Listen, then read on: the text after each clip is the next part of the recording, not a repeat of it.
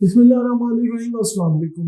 दोस्तों, after every 34 second मतलब हर 34 second के बाद दुनिया में किसी ना किसी को हार्ट अटैक हो रहा है और इसकी बहुत सारी वजूहत है। अमूमन आजकल आपने सुना होगा कि यंग पेशेंट्स में या यंग लोगों में ये बहुत ज़्यादा हो रहा है। उसकी वजह ये है कि हम सिगरेट नोशी बहुत ज़्यादा करते हैं, शुगर अनकंट्रोल्ड है और जंक फूड बहुत ज़्यादा इस्तेमाल करते हैं।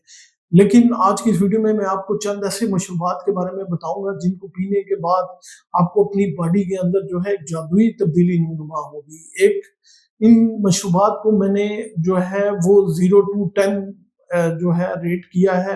सबसे पहले हम सबसे लो मशरूब से शुरू होंगे और उसके बाद नंबर 1 पे जाएँगे। और नंबर 1 के बारे में मैं बताता जो ये इतना जो है पावरफुल ड्रिंक है कि अगर आप इसको रेगुलरली 1 मंथ तक पिएँगे तो 20% जो है विदिन 1 मंथ जो है आपके जो क्लॉट्स हैं वो पानी की तरह घुलना शुरू हो जाएँगे। बेसिकली जो क्लॉट का मसला होता है अमूमन जैसे-जैसे हमारी उम्र बढ़ती है, तो हमें कुछ तब्दीलियाँ रूनुमा होना शुरू हो जाती हैं। सबसे पहले लोग समझते हैं शायद कोलेस्ट्रॉल जो जमना शुरू हो गया है, इन्फ्लेमेशन होना शुरू हो गई, लेकिन जो बेसिक मसला है वो कोई एड्रेस नहीं करता और वो मसला है नाइट्रिक ऑक्साइड की कमी का। नाइट्रिक ऑक्साइड वो मॉलिक्यूल या मादा है जो कि हमारी खून की नालियों को खुला रखता है और जो खून की रवानी है उसको जारी रखता है। तो 50 साल की उम्र के बाद या 40-45 साल की उम्र के बाद ऑटोमेटिकली नाइट्रिक ऑक्साइड की जो कमी है वो खून की नालियों को लचकदार जो है वो कम लचकदार कर देती है, जिसकी वजह से वहाँ पे जो है वो कोलेस्ट्रॉल के मॉलिक्यूल, अगर आपका कोलेस्ट्रॉल बढ़ा हुआ है या शुगर बढ़ी हुई है तो वो वहाँ पे आके जमना शुरू हो जाते हैं। उस पे आके कैल्शियम के ज़रात लगते हैं जो कि बाद में प्लेटलेट्स जब वो फटता है तो प्लेटलेट्स की एग्रीगेशन होती है और क्लॉट जो है वो बहुत बड़ा हो जाता है। अल्टीमेटली या तो आपको हार्ट अटैक या फिर फालिज का अटैक होना शुरू हो जाता है। तो आज की वीडियो में जब हम शुरू करेंगे तो सबसे पहले जो हमारा मशरूब है वो है डैंडलियन रूट की चाय, यानी कि डैंडलियन रूट जो है उसकी जो जड़ है उसकी चाय। डैंडलियन जड़ जो है ये क्या करती है, ये कोलेस्ट्रॉल को खुद खत्म नहीं करती, ये हमारे लिवर को जो है मजबूत करती है, जो कि लिवर को डायरेक्ट करती है कि वो जो है कोलेस्ट्रॉल को हजम करे और एलडीएल की मिकदार को कम करे और एचडीएल की मिकदार को बढ़ाए, क्योंकि लिवर ही वो फैक्ट्री है जहाँ पे कोलेस्ट्रॉल जो है वो बनता है।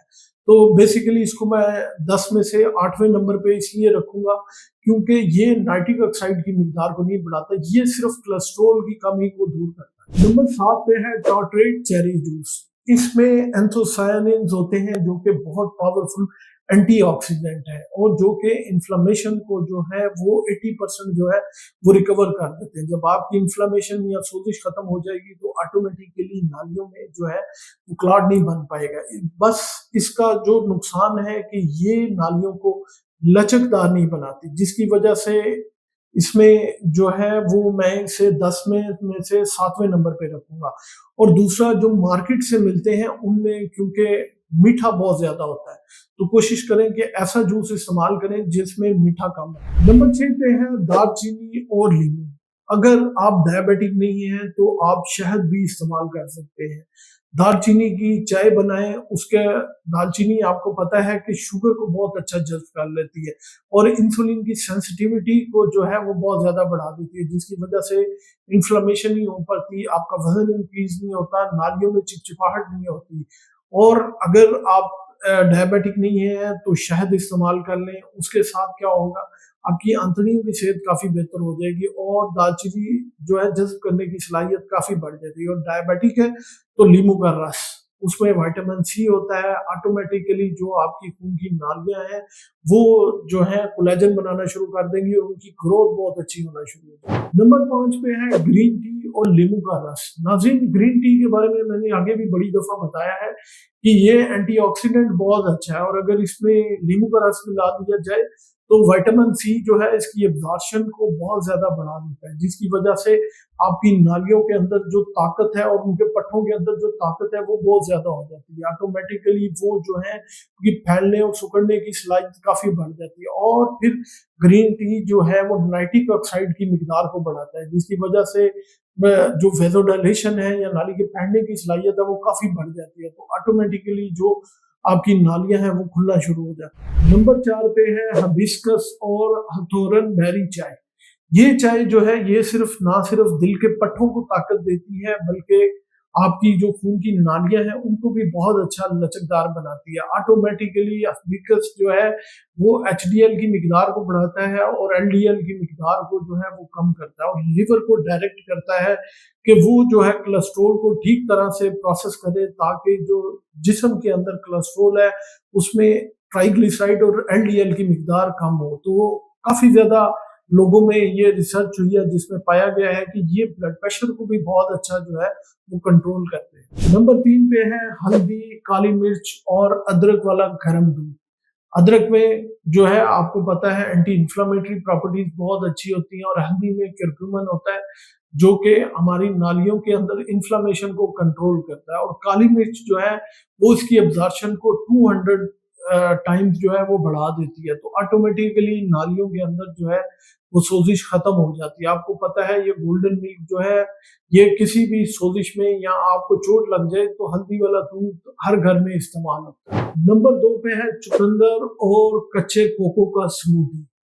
नाज़रीन आपको पता है चुकंदर जो है बीटरूट जो है इसमें जो है नाइट्रेट्स बहुत ज़्यादा होते हैं जो कि ऑटोमेटिकली जिस्म में जाके नाइट्रिक ऑक्साइड में बदल जाते हैं। ना सिर्फ आपकी चेहरे की रंगत साफ होना शुरू हो जाती है, बल्कि खून की नालियाँ भी जो हैं वो ऑटोमेटिकली नाइट्रिक ऑक्साइड की वजह से खुल जाती हैं और कोको पाउडर में फ्लेवोनोल्स बहुत ज़्यादा होते हैं जो कि खून की नालियों को ऑलरेडी बहुत ज़्यादा ओपन कर देते हैं और लचकदार बना देते हैं, जिसकी वजह से जो है नालियाँ ऑटोमेटिकली जो है खुलना शुरू हो जाती हैं। और नंबर 1 पे है अनार, चुकंदर और अदरक का स्मूदी।